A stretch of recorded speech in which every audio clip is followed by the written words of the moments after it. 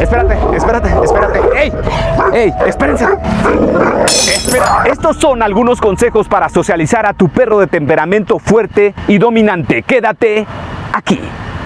Consejo número 1. Educa a tus cachorros de temperamento dominante por separado. Si en la ecuación los pones juntos, esto puede ser sumamente explosivo y cero recomendable, como ya pudiste verlo.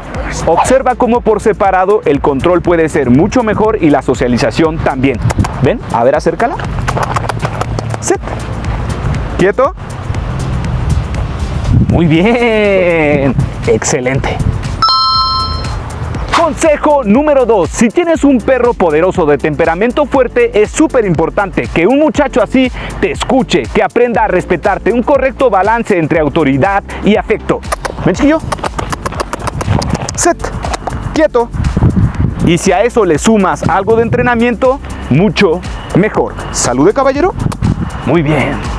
Consejo número 3. La socialización de un perro con otro debe de darse en la tranquilidad. Si un perro, como viste en el primer ejemplo, está arrastrándote, ese es un momento para no socializar, un momento inclusive peligroso. Esto es una prueba de que no es el mejor momento para el contacto directo. ¿Ven? Vamos a buscar la tranquilidad. Y mejor hay que darle más tiempo, más espacio para que este muchacho llegue con tranquilidad. Miren, ya casi prácticamente tienen el contacto directo, pero buscando la calma. Muy bien. Consejo número 4. Es de suma importancia que en el momento de la socialización elijas un lugar neutral. La casa es el peor lugar para socializar a un perro poderoso, ya que es su territorio y lo va a defender con todo. Sobre todo si es un perro guardián, ¿verdad? No van a tolerar extraños.